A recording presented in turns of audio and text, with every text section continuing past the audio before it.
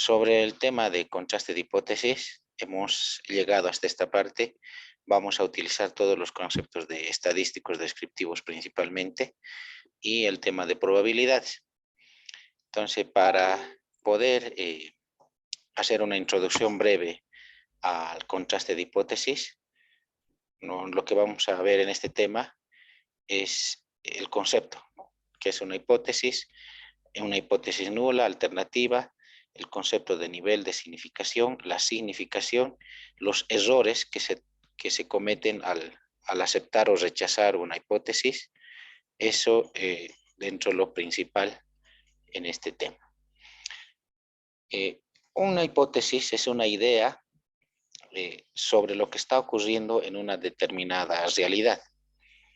Si bien no podemos conocer con exactitud esa realidad, podemos nosotros hacer conjeturas, ¿no?, de lo que puede estar pasando. Entonces es una respuesta anticipada a una pregunta de investigación, la hipótesis. Por ejemplo, se pregunta sobre una población, este investigador, si ellos pesarán unos 70 kilos, igual que los fumadores. Entonces tiene una idea. Parece que los que fuman tienen un peso diferente de los que no fuman.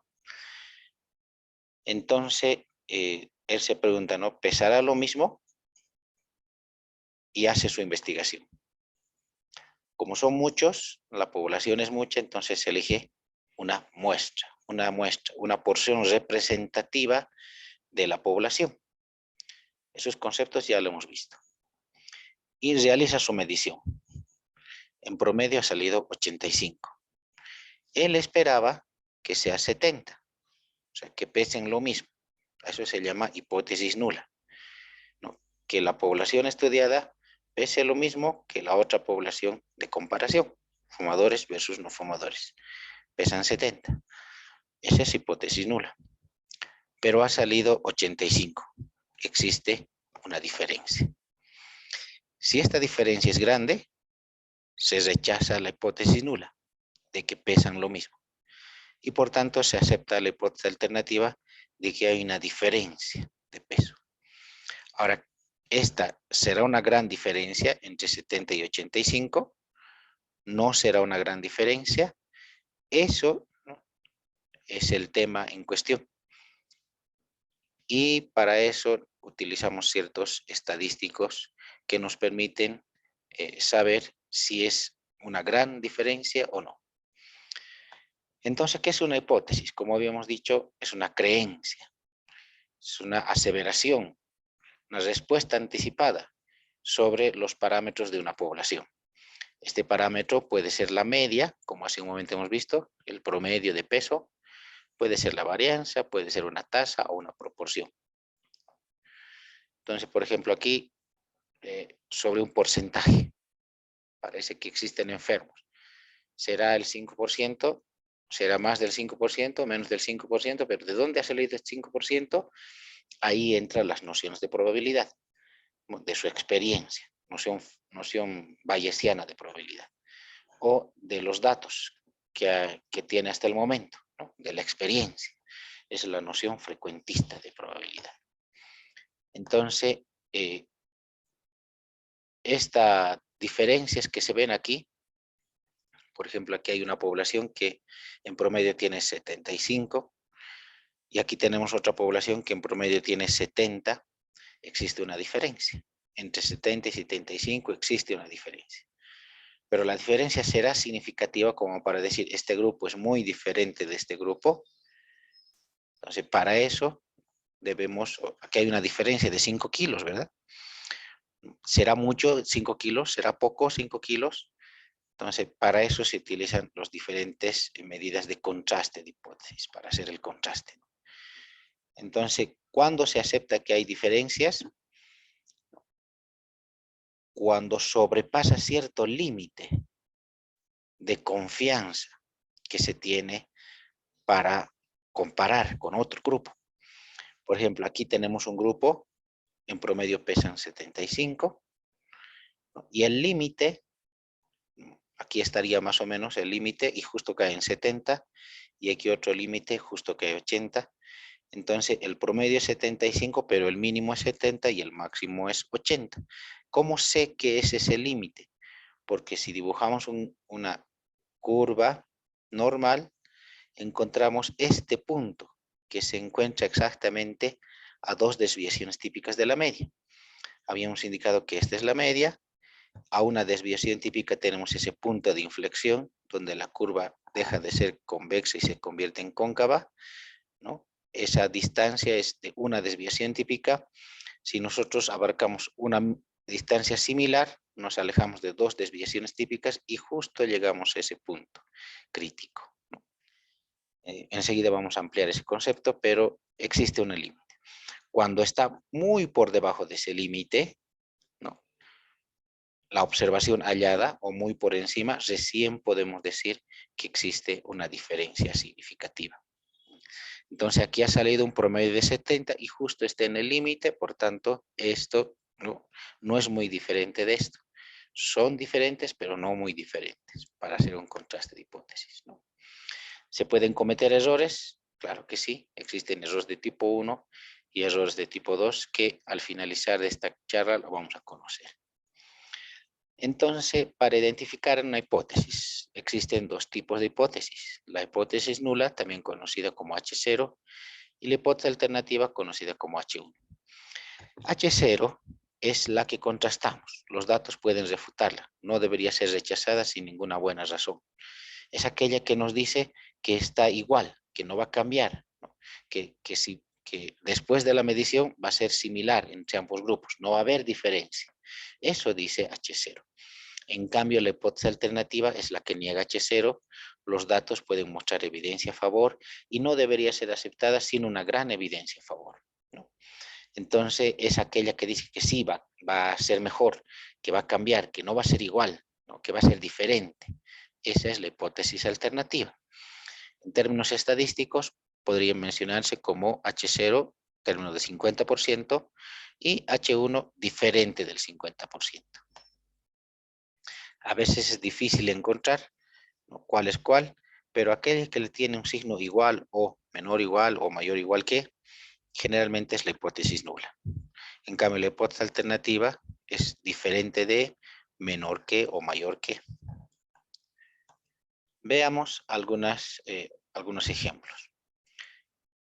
Una pregunta de investigación. ¿La osteoporosis estará relacionada con el sexo? Una pregunta de investigación.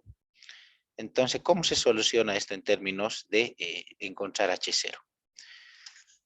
Entonces, si el sexo es un factor para tener osteoporosis, por tanto, la hipótesis nula diría que el 50% son varones y el otro 50% son mujeres. Por tanto, la osteoporosis afecta igual a ambos sexos. Entonces, P igual a 50.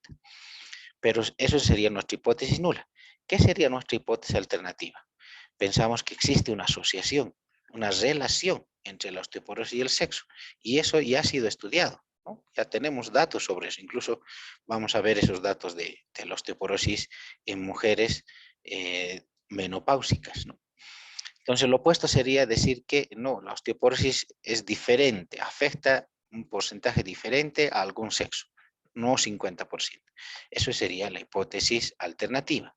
Entonces, la hipótesis nula sería de que no, la osteoporosis afecta al 50% de las mujeres o al 50% de los varones. Por tanto, el resto sería el otro sexo. Aquí vemos otro ejemplo, ¿no? El colesterol para una dieta mediterránea, ¿no?, donde no se accede a mariscos, esas cosas, es de 6 milimoles, ¿no? ¿Qué podemos decir nosotros? Que en la hipótesis nula diría que sí, ¿no?, la hipótesis de los que viven cerca de la costa comparado con los que no es igual, de 6 milimoles litro, normal. Lo opuesto sería decir no, evidentemente los que vivimos fuera de la costa tenemos un mayor consumo de colesterol y sería diferente de 6, ¿no?, o mayor que 6 podría ser. Entonces la hipótesis nula diría que es igual a 6. ¿Cuál es el razonamiento básico sobre esto? Si supongo que H0 es cierta, él se pregunta, ¿los fumadores pesarán lo mismo que los no fumadores? No, él piensa que H0 es cierta, que ambos grupos pesan 70 kilos. No hay una diferencia de peso entre ambos grupos. Pero él ha encontrado lo siguiente, ha encontrado 85. Ha hecho su análisis estadístico, tiene su límite inferior y tiene su límite superior, ¿no? Estos se encuentran a través de la varianza y la desviación típica. Y ha salido por encima del límite superior, ha salido 85. Él esperaba que salga 70, entre un número menor y un número mayor, que había probabilidad de que ocurra, había un intervalo, pero ha salido fuera de ese intervalo. Entonces, el resultado del experimento es improbable, ¿no? No debía pasar, pero ha pasado. Sin embargo, ha ocurrido. ¿Qué debe hacer el investigador? ¿Qué se hace cuando la teoría no coincide con los resultados? Se rechaza la hipótesis nula. Por tanto, si se rechaza la hipótesis nula de que los dos grupos eran iguales, entonces se acepta la hipótesis alternativa, pero siempre y cuando nosotros lleguemos a este lugar, a esta región que escapa de ese intervalo de confianza, llamada región crítica. Enseguida la vamos a ver. Veamos otro ejemplo. Lo mismo, suponemos que H0 es cierta. Los dos grupos pesan 70 kilos. Hacemos la medición. Ha salido 72. Es diferente de 70, claro, pero no es lo mismo. Hay una diferencia. Hay una diferencia y es una diferencia que cae en el intervalo de confianza, dentro de ese intervalo de posibilidades. El resultado del experimento es coherente con lo que se esperaba. ¿Qué hace el investigador si su teoría hace predicciones con éxito? ¿Queda aprobado que es cierta? ¿No? ¿Será cierto? ¿Realmente los fumadores pesarán igual que los no fumadores? Tenemos una duda. Por lo pronto podemos decir que no hay evidencia en contra de H0. O también podemos decir que no se rechaza H0 o que finalmente el experimento no es concluyente. ¿Por qué? Porque se ha hecho en una población pequeña, ¿no? Porque podrían haber ciertos sesgos, etcétera, N de cosas. Pero finalmente en este experimento indicamos de que no hay una diferencia significativa entre ambos grupos y que no se puede rechazar H0. Se acepta. El contraste finalmente es no significativo. Ahora veamos cuándo es el contraste significativo y cuándo no es significativo. Para eso necesitamos introducir dos conceptos, región crítica y nivel de significación.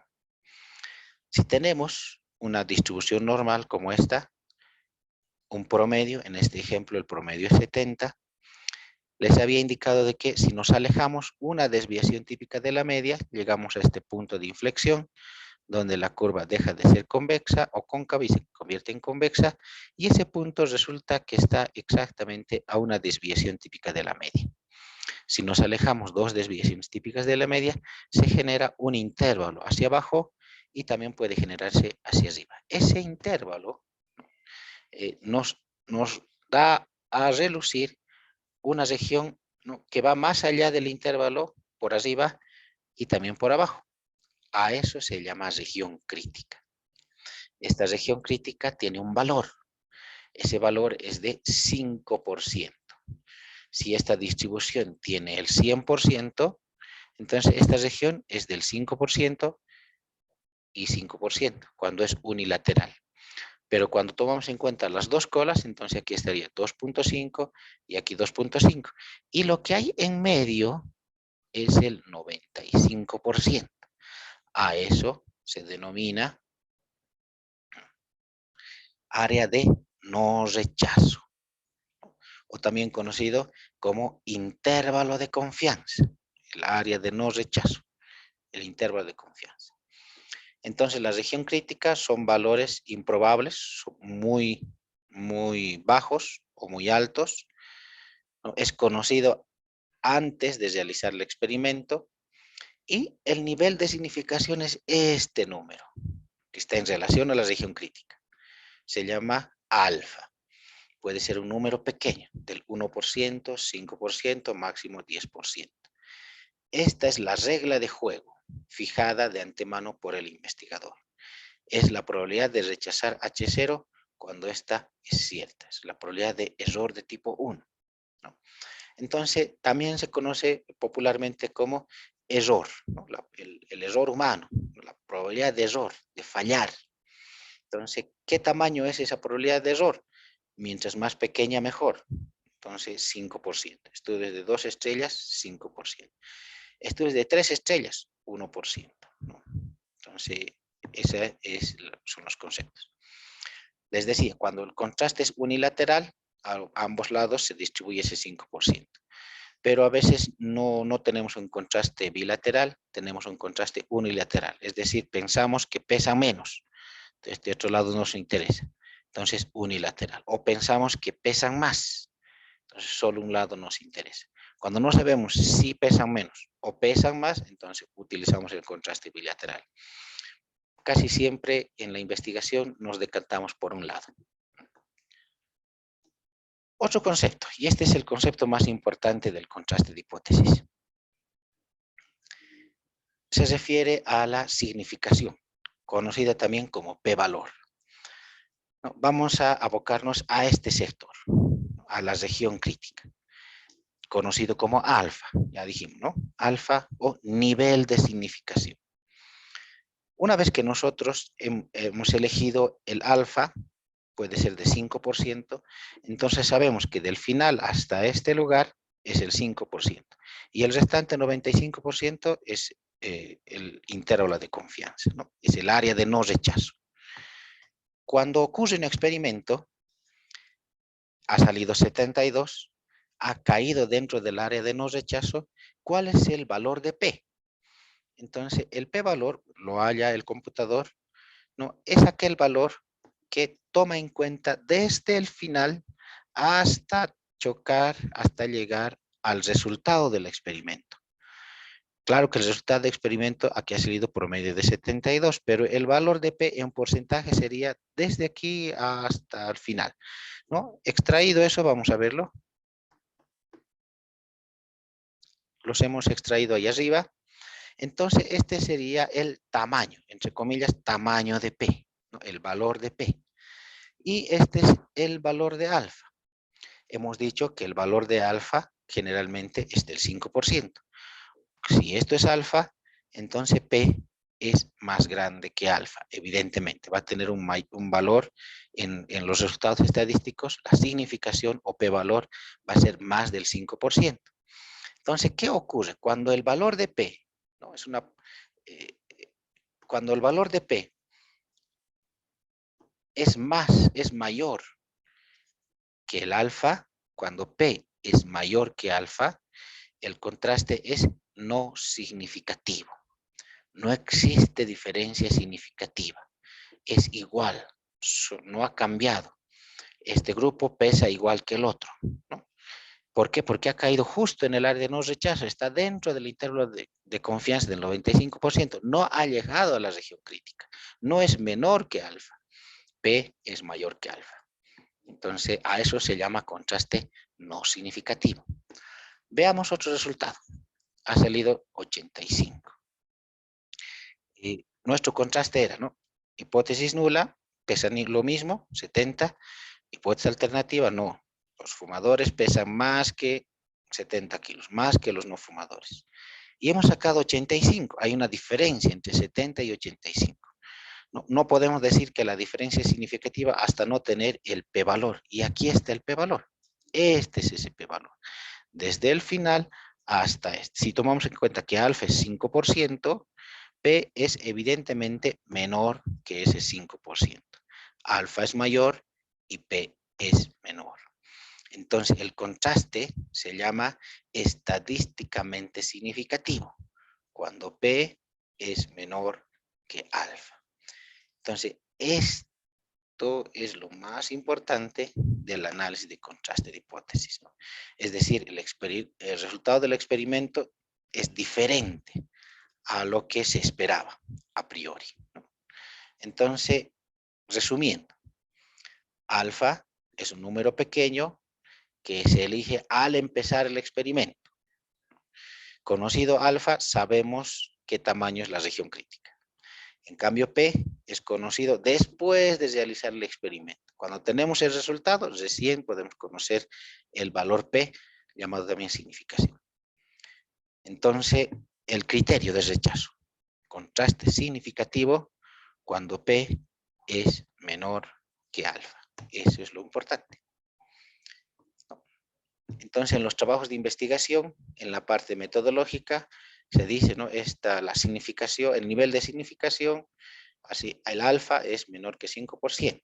¿No? En los materiales y métodos se indica, ¿no? que existen dos grupos, se han comparado y debemos encontrar un valor P menor a 5% para decir que ambos grupos son diferentes. Realizado el contraste, ¿no? Aquí está la significación, el famoso p-valor, ha salido 0,021. Si nuestro alfa era del 0,05, es decir, 5%, y nuestro p-valor ha salido 0,021, es decir, 2,1%, evidentemente p es menor que alfa.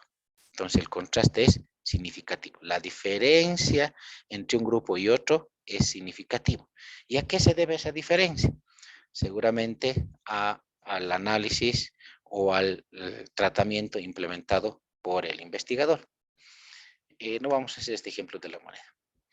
Ahora, claro que existen riesgos al tomar decisiones, ¿no? Veamos, la hipótesis nula, ¿no? Nos dice que los datos pueden refutarla, es la que se acepta si las pruebas no indican lo contrario, ¿no?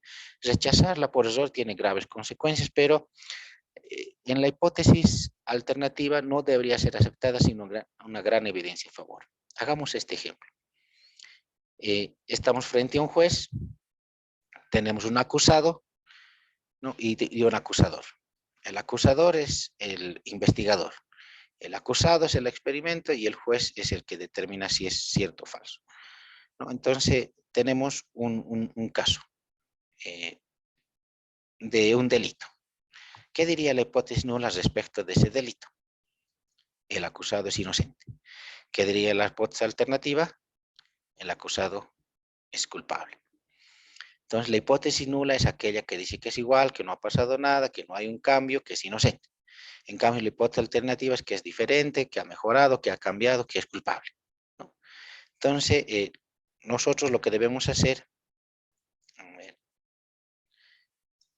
a ver, vamos a pasar al ejemplo. Este es el ejemplo. Ya, aquí está el ejemplo, ¿no? Entonces, diríamos que es inocente o que es culpable, ¿no? Ese es el investigador. Pero existe una realidad, ¿no? Que sabemos, ¿no? Que puede ser inocente o puede ser culpable. Entonces, cuando se declara inocente, ¿no? El juez dice, el veredicto sale inocente, y realmente la persona era inocente, no hay ningún error. Va un delincuente, mejor dicho, va a su casa una persona que no ha cometido ese error. En cambio, aquí el veredicto sale culpable, ha cometido ese error, ¿no? Digamos, es un delito grave, un homicidio, ¿ya? Es un delito grave.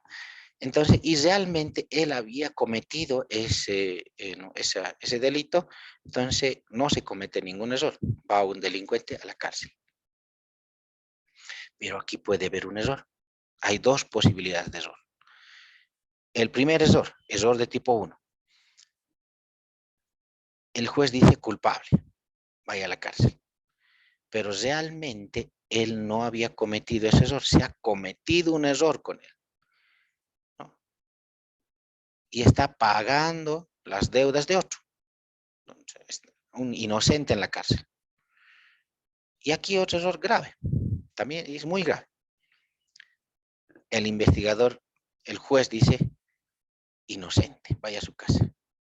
Pero en la realidad él era culpable. Se comete un error. A esto se conoce como error de tipo 2. Entonces existen dos posibilidades de error. Ahora, trasladado este concepto a la investigación. Inocente, diríamos, no se rechaza H0. ¿No? Y culpable sería, se acepta H1. Se rechaza H0, por tanto, se acepta H1. En la realidad ocurrirá algo igual, ¿no? H0 es cierta o H0 es falsa. Entonces, inocente. Dice inocente y sale inocente, ¿no? El tratamiento no tiene efecto y así se decide. Por ejemplo, digamos que estamos haciendo, a ver, esto del COVID, a ver, esto del Dioxi-Smile, ¿no? Hay un estudio con los estudiantes de medicina, han hecho el estudio del dióxido de cloro para, como enjuague bucal, ¿no? Para disminuir la placa bacteriana. Entonces dice, no, los estudiantes no han encontrado diferencia y en la realidad el dióxido no sirve. Bueno, no es que no sirve, sino que realmente no desinfecta. Entonces el tratamiento no tiene efecto y así se decide. O en este otro caso, lo que ha ocurrido, ¿no? Se rechaza H0, se acepta H1. El dióxido es efectivo para la desinfección de la boca, ¿no? Y realmente eso era cierto, ¿no? H0 es falsa, por tanto H1 es verdadero. Y el tratamiento tiene efecto y el experimento así lo confirma. ¿Puede haber algún error? Claro que sí. ¿No? Puede decir el experimentador, dice, no, sí, el dióxido es muy bueno, desinfecta totalmente la cavidad oral, pero realmente no, eso no era cierto. Entonces el tratamiento no tiene efecto, pero se decide que sí. A eso se llama probabilidad de error de tipo 1, que es igual a este valor de alfa. Y el investigador decide cuán pequeño quiere que sea esta posibilidad de error, del 5% por lo general, ¿no? Y puede haber otro error, se llama el error de tipo 2 o error de probabilidad beta. El investigador decide, no hemos encontrado efecto, posiblemente el dióxido no desinfecte no, la cavidad oral, pero realmente sí lo hacía. El tratamiento sí tiene efecto, pero el investigador no lo percibe.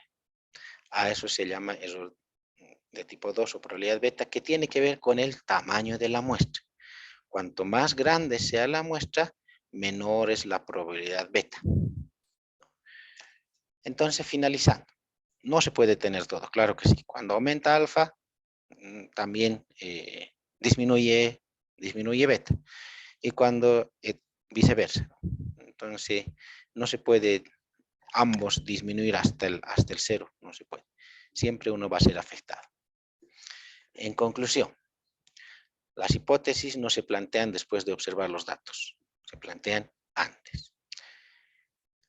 La hipótesis alternativa, o mejor, la hipótesis nula, científicamente es la más simple. Es la que indica que no existen diferencias, que es igual. En cambio, la hipótesis alternativa, el peso de la prueba recae sobre ella. Es más, el investigador trabaja para que ocurra la hipótesis alternativa, implementa tratamientos para que haya una diferencia significativa comparado con otro grupo. Alfa debe ser un pequeño, tan pequeño como sea posible, ¿no? 1%, 5%, máximo 10%. Rechazar una hipótesis consiste en observar si P es menor que alfa. A eso se llama contraste significativo. En cambio, cuando P es mayor que alfa, es contraste no significativo. Cuando el contraste es significativo, se rechaza la hipótesis nula y se acepta la alternativa. Rechazar una hipótesis no prueba que sea falsa, ¿no? Podemos cometer error de tipo 1, ¿no? Decir que algo sirve cuando realmente no lo servía. O rechazar una hipótesis no prueba que sea cierta. Podemos cometer error de tipo 2, ¿no? Decir algo aseverar que algo no sirve cuando realmente sí servía. Eso es en lo más simple, ¿no? Si decidimos rechazar una hipótesis, no debemos mostrar la probabilidad de equivocarnos. Debemos mostrar la probabilidad de alfa y la probabilidad de beta. Entonces, eso es lo que hemos visto: hipótesis nula, alternativa, nivel de significación alfa, ¿no? También conocido como probabilidad de error tipo 1, P, ¿no? El resultado del experimento, la significación o p-valor. Hemos visto el criterio de aceptación o rechazo, que consiste en comparar p con alfa. Y hemos visto los errores de tipo 1 y errores de tipo 2.